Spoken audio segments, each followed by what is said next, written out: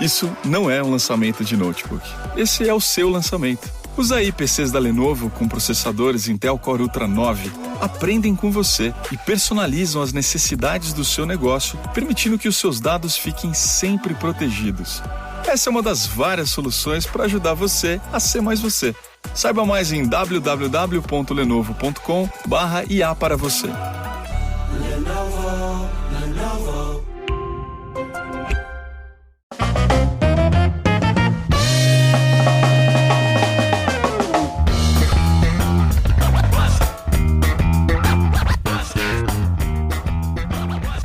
Hello, I am Joel McLeod. And I'm Roland Tanner.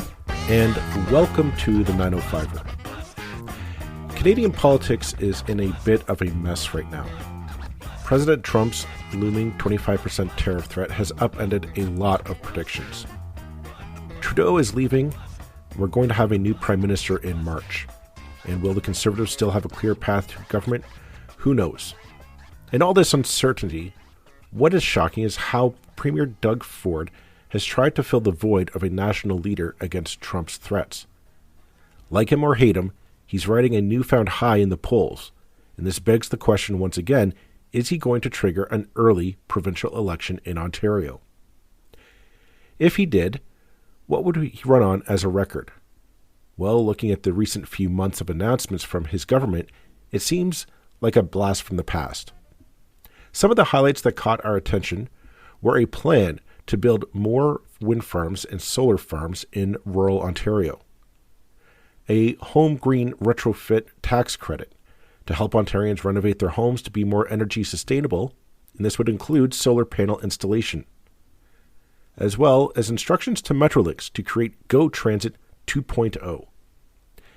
If all of this sounds familiar to you, it should. Ford campaigned against it when he was first elected in 2018. It was the policies of then Ontario Liberal leader Kathleen Wynne's government. All of these were blamed for rising energy bills and deemed to be too costly for Ontarians to endure. He infamously tore up the existing Green Energy Act, canceling $231 million worth of contracts upon taking office.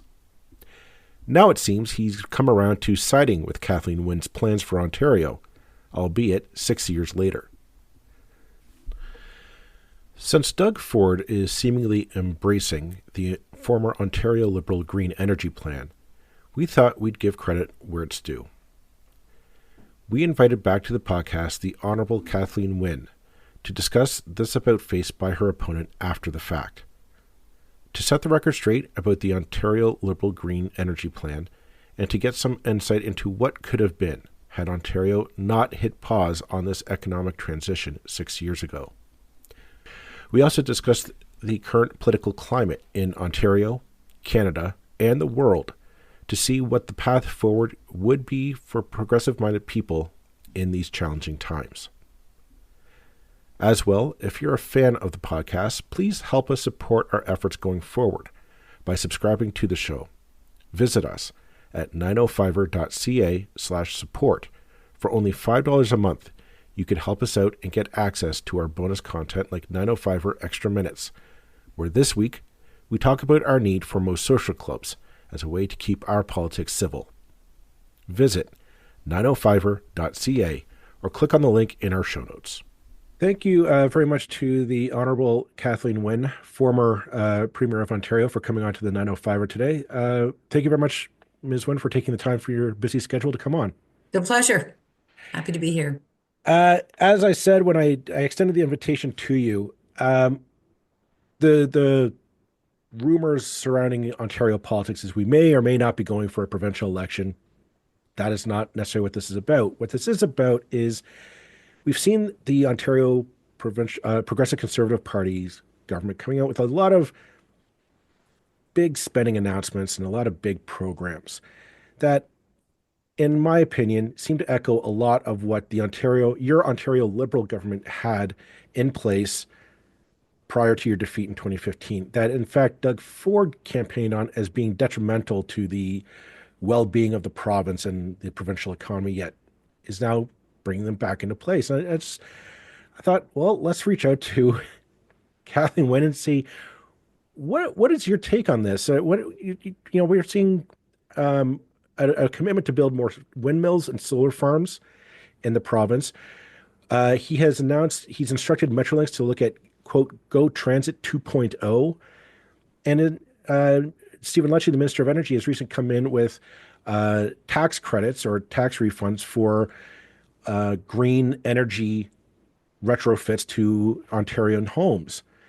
All of these things were elements of your government prior to your defeat in 2015. And I want your take on what we're seeing the current government doing.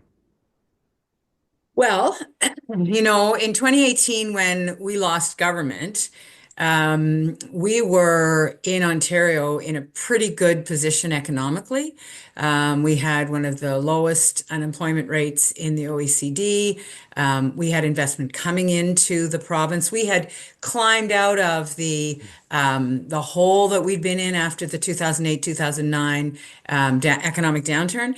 And, we had actually balanced the budget, although, we will never in the history books ever get credit for that, but we actually had balanced the budget. And I made a decision at that point that we would then invest in some of the programs that I knew were necessary, things like childcare, and we would continue the free tuition program, for example, just as two. But there were things that were already in place. Some of the things you're talking about in terms of investment in Go Transit, investment in green energy. We were embarking on a pretty ambitious building of infrastructure for electric vehicles, and we were drawing investment from the auto sector into electric vehicle research. I remember there were 200 jobs announced in Oshawa by GM for research into electric vehicles for engineers. So I guess the thing that I believe is that the work we were doing was solid in terms of the evidence and public policy. We were careful when we were looking at investments in the auto sector. We were careful to look at where the industry was going. And, it wasn't just because we had a green energy policy in Ontario, although philosophically that was pretty foundational for me. But we also could see, as we have seen since 2018, that's where the industry is going. Now, maybe it's going more towards hybrids now rather than full electric vehicles, but you still need infrastructure if you're going to have hybrids on your roads to any extent. So, solid policy. These are things that people in the province want. And, for ideological reasons, Doug Ford and his team had to oppose them or chose to oppose them in 2018, but the policies are evidently solid and good.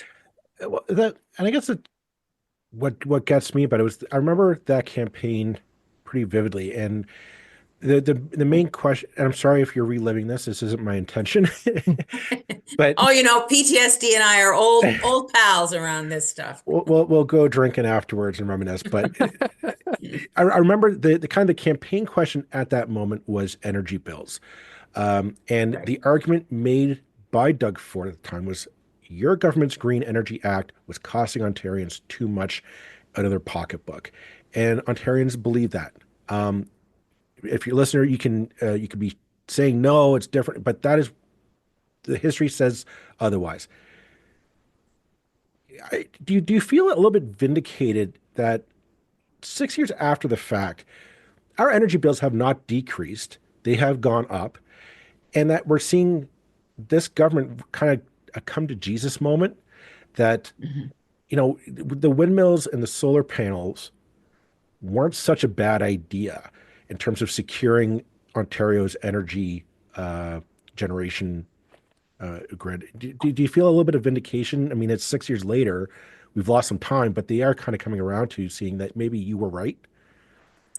Well, my overarching reaction to the time that we lost in, advancing those policies and continuing the green energy build is regret. I mean, I'm really sorry that that the province wasted that time, because when Doug Ford's government came in, they basically threw out our long-term energy plan and did away with a lot of the projects that were already underway.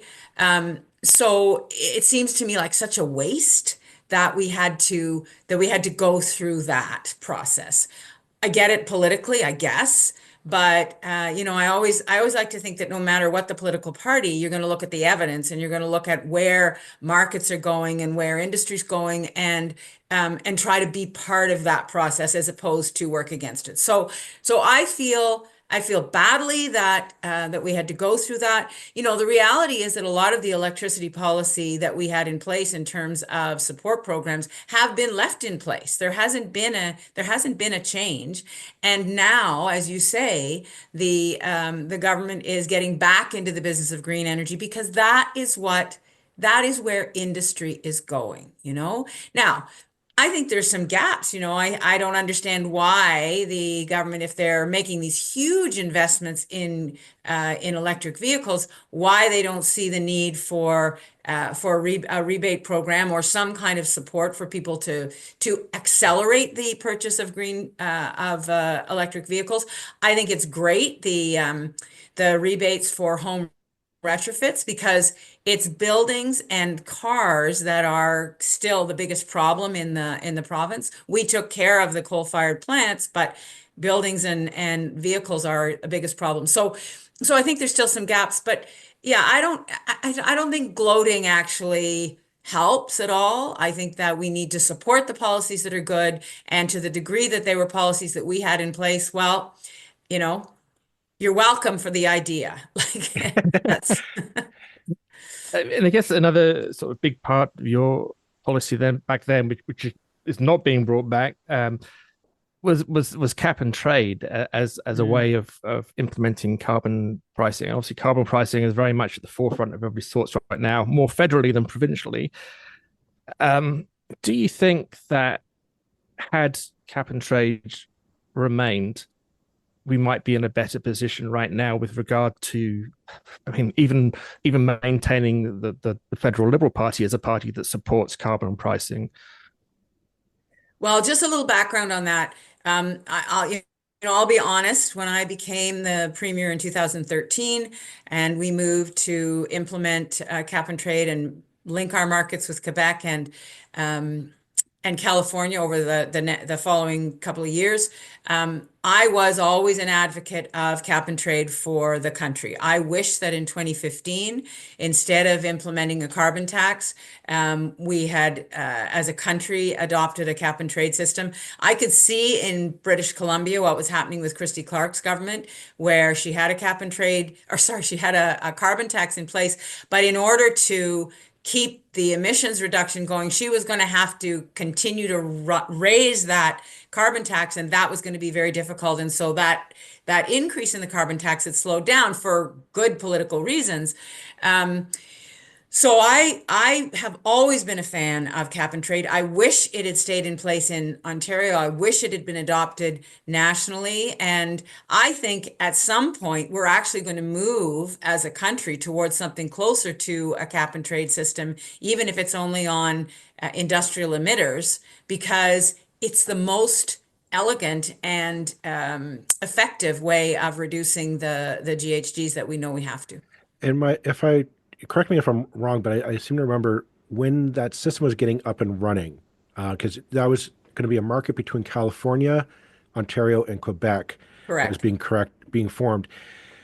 And between those three marketplaces, it wasn't just so much like a price on carbon, but you're starting to see emerging financial markets or financial firms that were going to specialize in the sale and acquisition of these carbon credits, and that would allow you and I as private citizens maybe to invest money in, and you could see pension plans and RRSP plans being able to benefit from this the effort to reduce our carbon emissions. Yeah, so it was an aspect of a building block of the green economy, that would allow those kinds of innovations in the financial markets, but also technological innovations, because the industries were going to be looking for ways to continue to reduce their GHGs, so that their emissions, so that they would be in a better position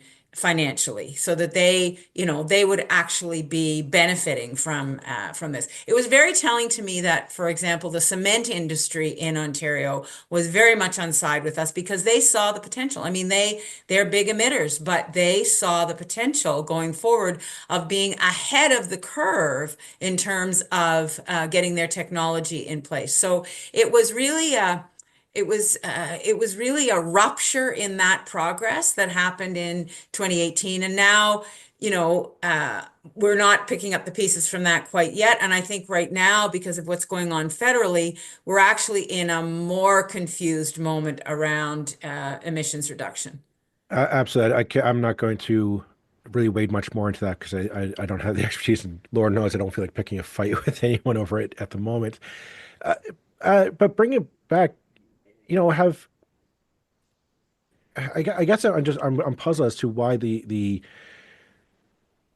puzzled. My question to you is, if these things continue going forward in 2018, if the retrofitting program wasn't canceled, uh, all the stuff that we have in place, what was your government's vision for like the next term or like the next decade of Ontario?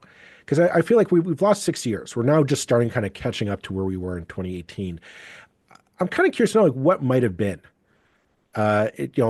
everything being equal, what was your hope would be the next step in your rollout of this program? That's a great question. My vision was that we would be leaders in the country and therefore in the world in terms of developing green technology, that we would be benefiting from the cap and trade program in the sense that there was a green fund that we had established provincially, where revenue from that cap and trade system would allow us to invest in infrastructure.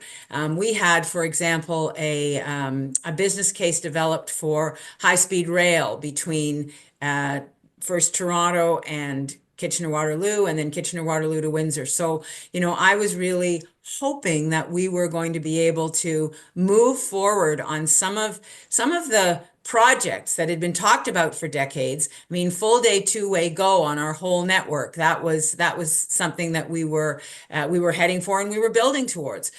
So I was really hoping that we'd be able to make those investments while at the same time being able to support the social programs, because we had a growing economy. We had businesses coming to the province, so we'd be able to support some of the programs that I think would continue to keep us at the forefront of that innovation economy. So, for example, when we talk about the economy, we don't always talk about education, but having a strong post-secondary education system, which, allowed the best and the brightest to succeed, and that was what our free tuition program was about for kids from low-income families. Having a childcare program in place, which would have been a few years before the federal government got their program in place, to allow women to get into and stay in the economy. Those were parallel tracks for me, having that infrastructure fund, having the green economy and innovation, but at the same time having having parallel social programs that would allow us to continue to lead. That was my vision of the economy and my vision of where Ontario could be in, another decade. It seems like we're currently in a very dark moment in North American history and perhaps global history. For certainly for everybody who listens to this podcast knows we're pretty progressive in our perspective, so we're not going to welcome a Republican president, certainly not the type we've got. And I'm not speaking for you, but for Joel and myself here. But I suspect I know how you feel. But I think you do. but it's such a dark moment, and it seems that you know, this moment in time has kind of totally derailed any kind of ambition of progressive progress, of even incremental advantages, or like seriously tackling climate change, or you know, how do we start to turn this tanker around? It seems that no one is able. Even when you put up a candidate who seems incredibly obviously more gifted and articulate in the recent American election, still we get the result that we did, and it seems that that's what people actually kind of want. And Canada's different from the US, we know that, but this does seem to be an appetite for a similar kind of politics if we're going by the polls in Canada too. How do we start to turn this around? Clearly, whatever we used to do doesn't seem to be working, but does a move of the progressive parties to the right give the solution? Or, well, I mean, I'll put my cards on the table. I don't think it does. I think moving to the right and pretending to be conservative light is the wrong way to go. But that seems to be very much kind of what we're hearing. Well, I feel that I'm hearing from the provincial Liberals, and well, we'll see with the federal Liberals, I guess. Yeah, I mean, so I think the first thing that I have to do when I get up in the morning these days is I have to give myself a little pep talk in terms of not throwing up my hands and saying that, this is dark, it's going to stay dark, and I'm going to go dark with it. I think it's really, really important for those of us who have a different view of the future, a different view of the world, that we find the people who we can work with. I think industry has pulled us towards some of the greener solutions that you guys are talking about, that prompted this conversation. I think that young people, I teach a couple of public policy courses at U of T, and one is with first year kids and one is with fourth year kids. And I have to say that I am universally impressed and more optimistic with these kids and their attitudes. I feel that way when I leave class. And it's part of the reason I continue, because they kind of inspire me to remember that there are people with great ideas and a view of the future that's more optimistic. So I think we have to find those people. And those of us who have been in political office, or who have been or are now in communities, opinion leaders, it's really important that we continue to speak up, that we not withdraw our voices from the public square, because people who are feeling discouraged don't need more of that from talking heads. They need to hear what the possibilities are, what the solutions are. And I think that making sure that at the local level, in our communities, we continue to push for the things that are right. So we have a mayor in Toronto, just as an example. We have a mayor in Toronto who is putting forward a vision of the city where, yeah, the city government does support libraries and does support child nutrition programs and does support the building of infrastructure. I mean, those are positive things. And the more that we as the citizens buy into those, the more compelling it is for provincial and federal governments.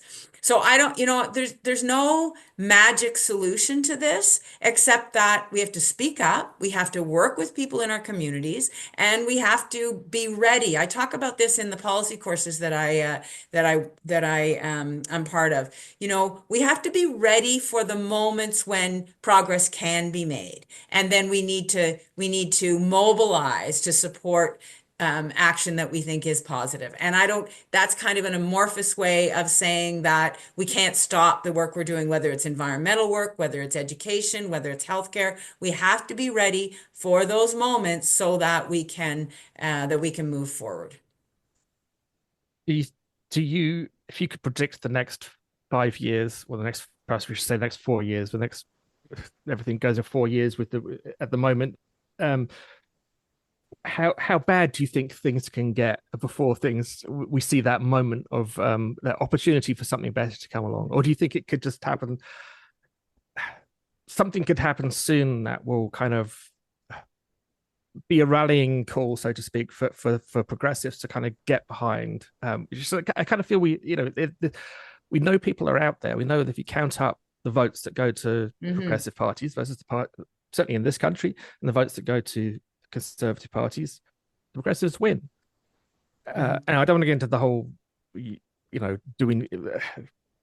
But basically, there are more people who are broadly progressive than otherwise. Are you asking me if the NDP and the Liberals are going to combine? Well, I'm not, because it's almost too predictable a question, and because it's not. My answer to that would be it's not going to happen. Yeah. There's too much vested interest in each of those parties, but I think we're in an unpredictable moment too. I think we don't really know exactly what's going to happen because of the uncertainty in the United States. I think the election of Donald Trump again has kind of thrown the assumptions about government and about where we're going as a society has kind of thrown us off kilter a bit. And the best example of that recently is this nonsense about Canada being the 51st state. I don't think anyone saw that coming as a big talking point. I don't think it's going to happen. When Doug Ford's hat, Canada's not for sale, is that's true, but it throws us off because it distracts us from the real conversations. So I don't know whether there's going to be a turning point moment where progressives are going to find a way of rallying. There may be, that would be great.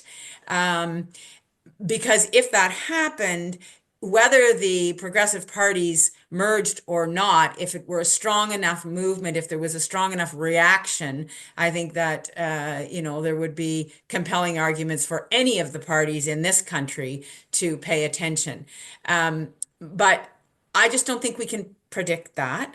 And again, I go back to, we need to continue to work on the projects that are of importance. I had the experience just a few days ago of chairing a meeting of a group of people in downtown Toronto who were very concerned about the Ford government's closure of supervised consumption sites. And, the reality that this is a totally this is a flawed policy in terms of any of the evidence, and people will die because of it. So we can either decide we're just not going to have that conversation, or we can work with like-minded people who are researchers, who are nurses, who are doctors, who understand what's going to happen, and try to have an impact on the court case, for example. There's a court case going forward to oppose this move. And that kind of action, it's hard work, it's on the ground work, and it's the kind of work that many of us were doing when Mike Harris was in office around education and healthcare, and eventually it pays off. It takes time. And I'll just end with this, one of the safeguards against us really spiraling into a very dark place in terms of public policy is that there are very smart, very experienced people in our government who are not the elected officials. They are the bureaucrats. They are the subject experts.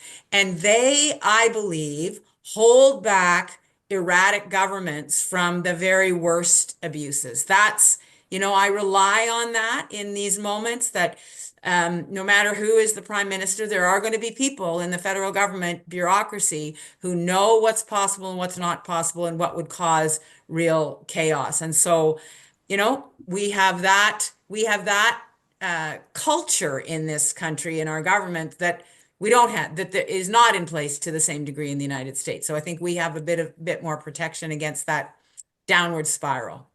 I would say this week, we're recording this January 16th for our listeners, whenever you're listening to this.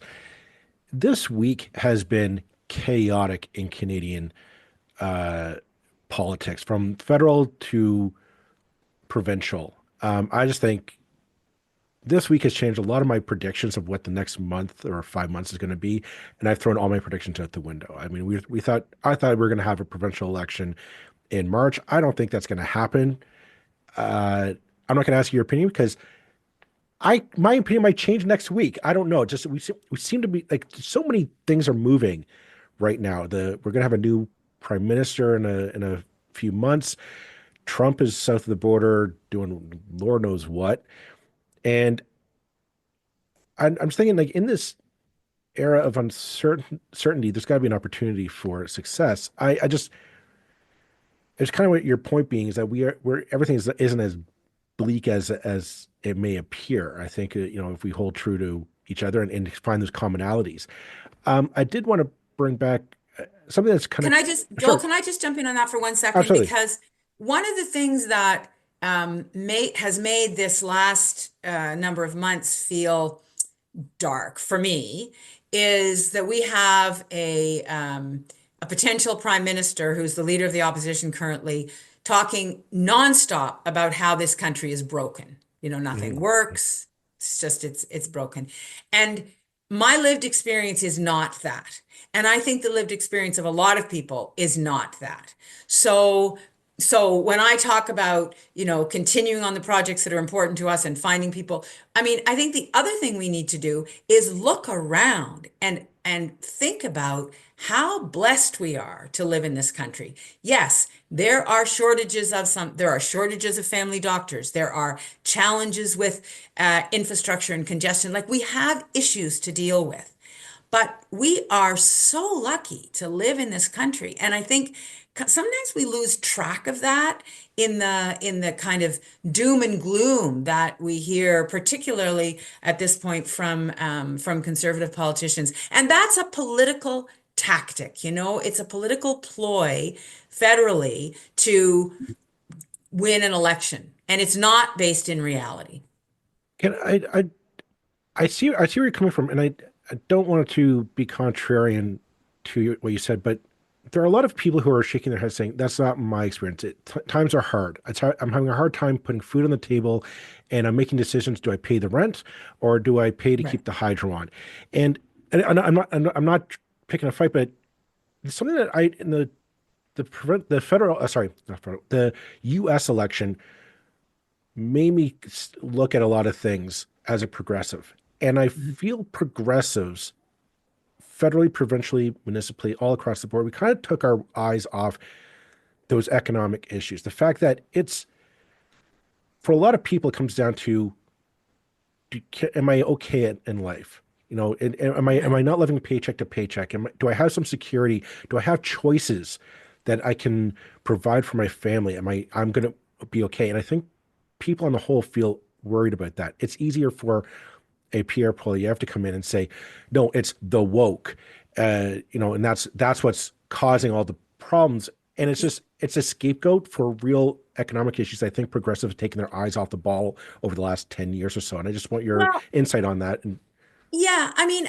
I hear what you're saying, except that the things that the progressives have done, whether it was our government in Ontario or Trudeau's government in Ottawa, have actually they haven't solved the problem, obviously. And I hear what you're saying. Grocery prices are really high. Mhm. Mortgage, young families who had to renegotiate mortgages, big challenge. I have 3 kids, two of whom have 3 kids each. And the cost of going to the grocery store, it's the thing my 2 daughters talk about all the time. So I really understand that. But Pierre Poilievre, to be fair, is not presenting any solutions. He's not going to bring grocery prices down. How's he going to do that? Unless he's going to put in place wage and price controls, he's not going to do that. So he's saying that the carbon tax is, that's the big issue. Well, I don't know. I don't think you're going to see people all of a sudden feeling like everything's okay in the aftermath of COVID and inflation. Everything's okay just because the carbon tax has been removed. So I think that I absolutely understand that the rhetoric that came out of Ottawa and the sort of progressive narrative has not been as it hasn't been as dark as the conservative rhetoric, but in reality, putting more money in people's pockets in terms of being able to look after their kids, because whether that's the child benefit, the Canada Child Benefit, or whether it's childcare, the reduction in childcare. I mean, the reduction in childcare costs is huge for those same families who have to renegotiate their mortgages. I don't see, and I haven't heard anything that Pierre Poilievre is putting forward that is going to be as impactful as those policies.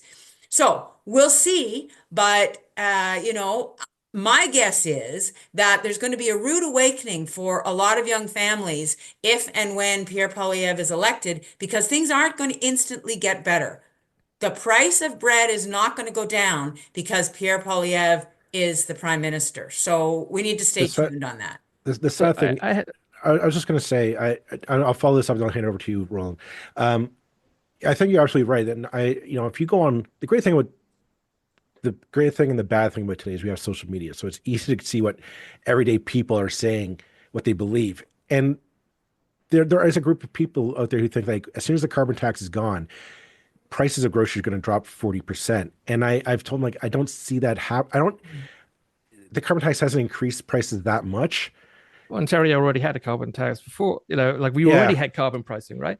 And that's, I'm like, I just don't see, it doesn't work that way. We're not going to see that reduction overnight. And I think there are a lot of people, I mean, I keep telling people that and they keep saying, no, Joel, you don't know what you're talking about. I say, well, I don't think you do either, but that's it. Well, just wait. If Donald Trump, who is a darling of the right wing in the United States, if Donald Trump imposes a 25% tax tariff on everything, this conversation is completely different because the price of everything will go up. Absolutely. Roland, I'm sorry to interrupt you earlier. Yeah, I guess, of course, as usual, I've lost my thread, but it was a really good question I had lined up. It'll come back to you, Roland. Yeah. I guess, I mean, it's going back to the whole trying to maintain optimism thing, I guess. What I mean, actually, I remember now what I was going to talk about. And it's basically the last time that I was seriously involved in party politics was 2018. It was your final election. And it was certainly different from some of the other elections that I'd worked in. And as Joe mentioned earlier, a lot of people mentioned things like hydro prices and things like that. Yeah. And my feeling was that it wasn't actually the reason. It's that they didn't want to mention the real reason, which was, and this was particularly coming from men, and I had never seen such hostility and kind of aggressiveness on doorsteps as I did only a couple of times, but it was notable because I'd never seen it before. And it was directed, it was that they didn't want a liberal leader, and specifically they didn't want you. And I see the same thing with Justin Trudeau, that there is a strain of man, frankly, it tends to be men, who just look at someone who looks like Justin Trudeau and they hate it. It is everything they despise. And it's a visceral thing. And they're not going to say that very often on a doorstep. Say, well, it's these hydro prices or whatever. It's like, no, you hate Justin Trudeau because he's not a manly man enough for you or whatever.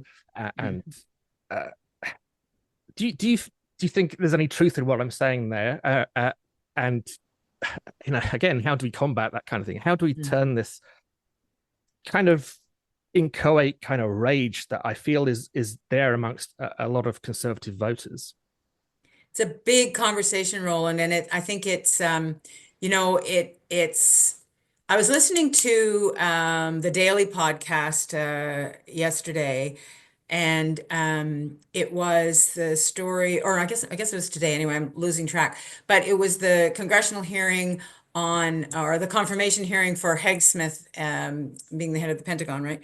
And they were talking about DEI and wokeness in the military, right? And he's been a big, outspoken opponent of that kind of wokeness. And I think that there's a big portion of the population who is that angry. And yes, they were angry at me in 2018, angry with Trudeau increasingly over his term. And I think there's an element of the population who see policies that promote equity in our society and actually level the playing field for everybody, um, as taking something away from them. So if women and LGBTQ people and trans kids or whoever we're talking about, people of color, are going to get more in terms of opportunity, then they're going to get less. I think there's an element of that. I don't know. I'm not a sociologist, but it certainly seems to me that when you listen to some of the politicians who are being successful right now, they're using the progress that we've made over the last 50 years in terms of human rights as a weapon against uh, politicians and people who continue to support those programs. So we never found, for example, Roland, to your point about it wasn't said explicitly, we never found in our polling numbers that people would say, I'm not going to vote for Kathleen Wynne because she's a woman. I'm not going to vote for her because she's a lesbian. But in the polling, what we found was, I just don't like her, in the same way that people just don't like Justin Trudeau. But I think under that is he's not their kind of man, he's not their kind of guy. They didn't relate to him in the first place, but maybe they stayed home, they didn't vote the first time, who knows? But now there's a movement that supports them and they're sure as hell not going to vote for him this time, So I think that's something that we're dealing with. And again, the big thing is that I'm not going to shut up, I'm not going to stop. I'm going to keep going. Um, I just want to jump in on that last point that you made because the idea, I agree with your point that there's a perception of we're taking away from them to give to another. And I don't personally think that's the case. I think it's a case of you have what you have. We're just going to make sure that these other people get it as well, right? And like it's not a pie, right? It's just we're all able to get the benefits equally. Right.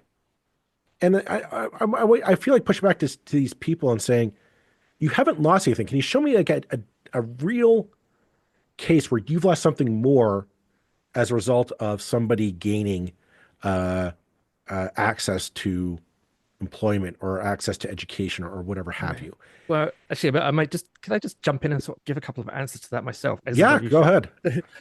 Enlighten me, Roland. And I'm gonna give an example from myself and an example from acquaintance, and I'm trying to.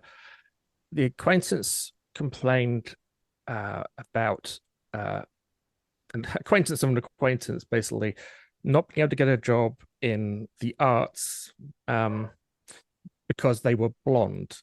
And as well, these days you have to be a racial minority, otherwise you're not going to get hired.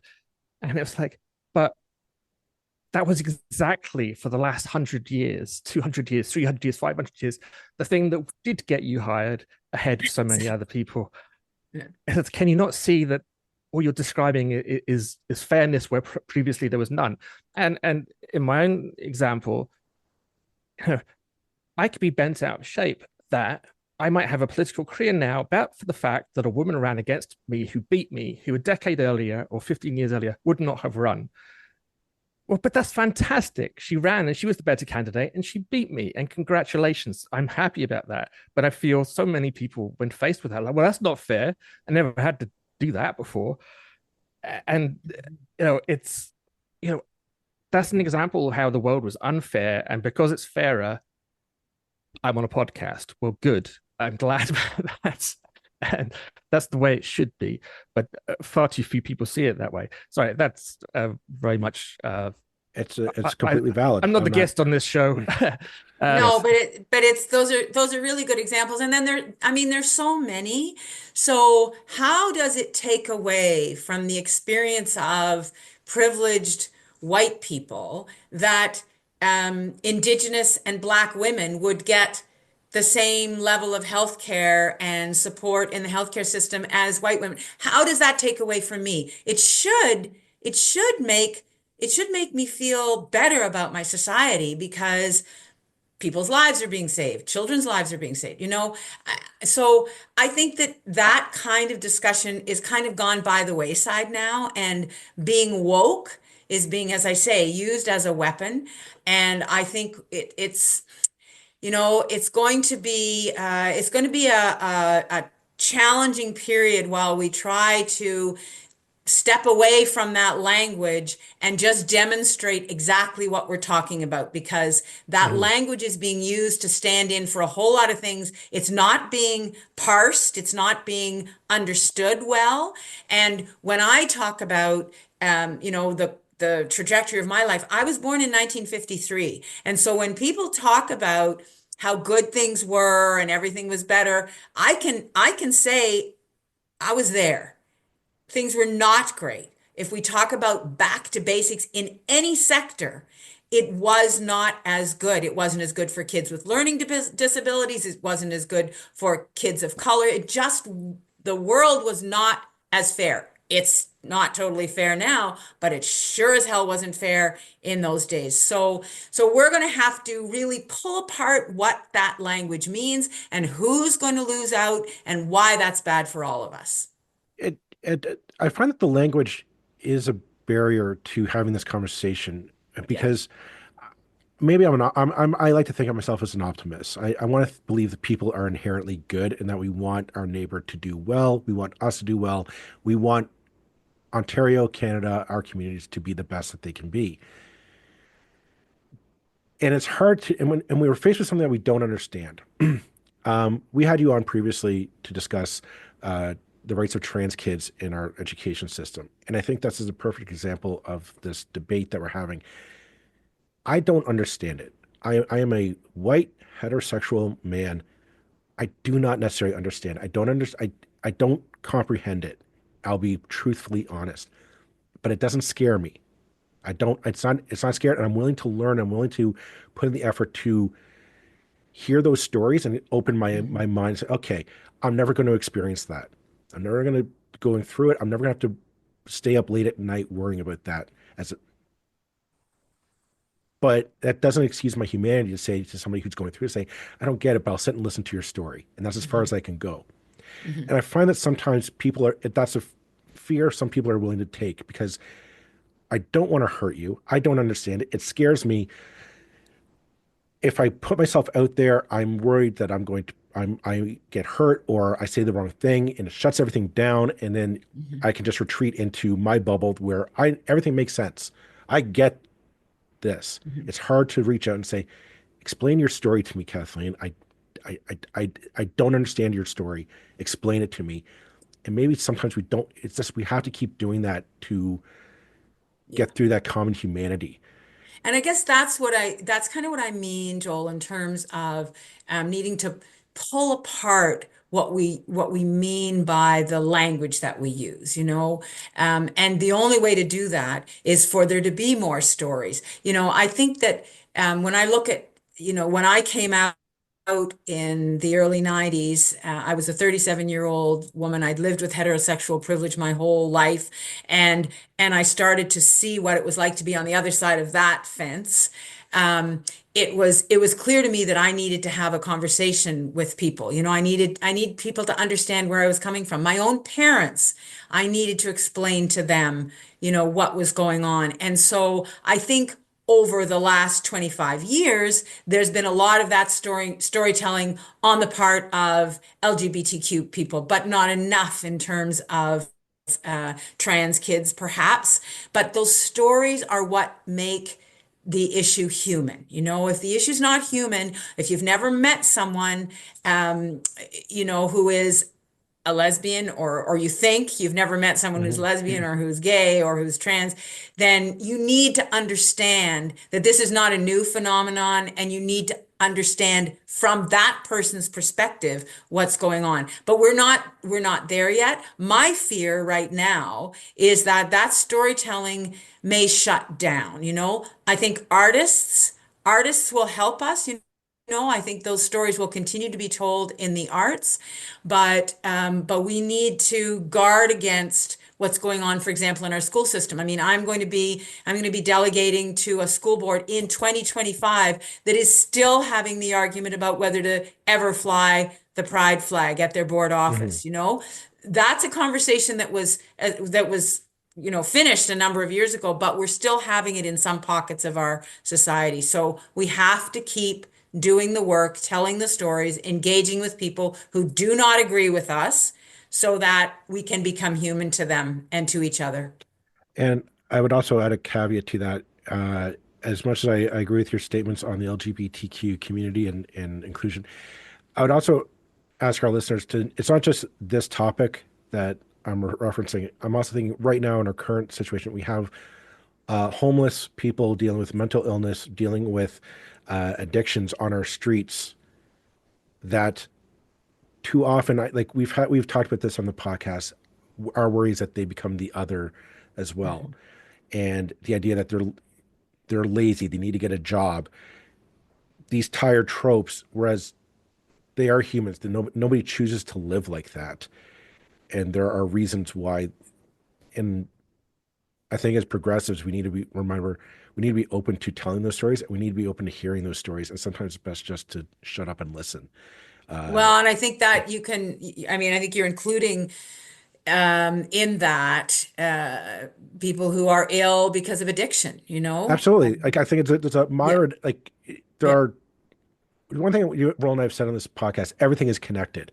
We we have people, like there are people who are trans who are on the streets because they've been kicked out of a home, or they're dealing with addictions issues because nothing is, there's no silos anymore, I right, believe. And we need to be able right. to identify those connections, and I think it's that humanity that connects us.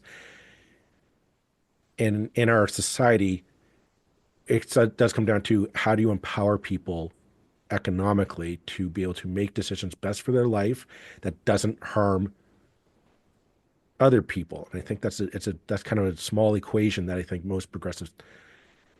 Can I just make one more point too? I think that, when I talk about having to continue to tell our stories, and this is something I grapple with personally, and that is where can I be of the most use? So, as we get into a period of time where these discussions are harder and harder to have, does it become more important for us to raise our voices in those difficult venues? So I listen to talk radio, and I made a decision that I was going to agree to do spots on talk radio because my opinions are very rarely heard in that venue. So is it even more important for me to talk there? And I do find that people will say to me, I heard you and I'm really glad your voice is there. So, and that comes right down to when you're at a particular kitchen table or dining room table with a group of people who disagree with you, do you speak up or do you not? And Mhm. you have to weigh that. You have to weigh your own personal safety and so on. But as it gets harder to have these conversations, it actually becomes more important for us to speak up. It's we've kept you too long already, and Yeah. we'll have to go. But yeah, that's a really good point to finish on, and a really important one, because I think I certainly know for myself and for friends, relatives, uh, people basically switching off the news. We don't watch anymore Right. because it's too upsetting to watch it, and Mhm. people are shutting down all across the world. I suspect because of this kind of feeling of being under siege, and we can't do. It's really it's really difficult when your own uh, health can be tied up in this. Yeah. But how do we and perhaps that question you said there, where can I be of most use, is the one that we need to sort of each address. And we can't fight all the battles all the time, but maybe we pick the battle that Yeah. is the best one for us, and that hopefully we can engage with in a kind of positive way and feel rewarded about, because we have to. Back when I was a riding president and so on, it's like, well, ultimately people come to a riding association meeting because it's like a club. They want to socialize, they want to have fun. And if you sit there and make it miserable for everybody by I don't know, I'm trying to think of an example, talking about, the riding constitution or something. Well, that's a good way to send everybody back home again. It has to be, That's for sure. Yeah, it has to be fun. It has to be enjoyable, all these things. And engaging, right? We have to engage each other. I'm reading Patriot, Alexei Navalny's book right now. So, speaking of people who spoke up in times of diversity or in times of adversity and faced enormous challenges, I think we need to take our inspiration where we can find it. Well, thank you again, Joel. I'll pass over to you. No, I was just about to say thank you very much for taking the time from your schedule to come on. Always a pleasure, and I'm sure there'll be opportunities in the future to talk again. So thank you very much. Well, it's Kathleen nice to see you both again. It's always a pleasure to talk with you, and take heart. Okay, stay positive. Thank you. You too. I really appreciate that. All right, take care. Thanks.